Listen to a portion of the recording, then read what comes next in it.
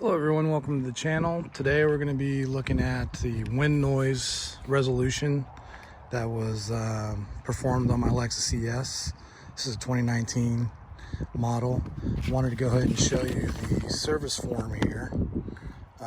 As you can see, it says customer states basically wind noise, and they found that the driver door exterior pillar garnish was peeling away from pillar B due to lack of adhesive.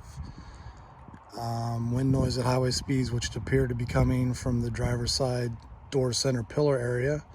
Upon inspection, they found the driver's door exterior pillar garnish peeling away from the pillar due to lack of adhesive.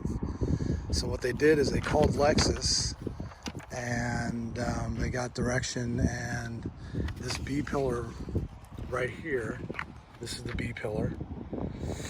The adhesive on this piece of trim here, so this little piece of rubber trim is actually held on by 3M adhesive, and it was peeling away. I don't know if that was just a factory issue, they didn't put enough adhesive, or what was going on with that. But I did take it through a car wash one time, which I should have never done. So I don't know if the brushes from the car wash hit it or whatever, but they put a new whole piece here. And as you can see, the piece goes up and around. It's one piece, it goes up and around here.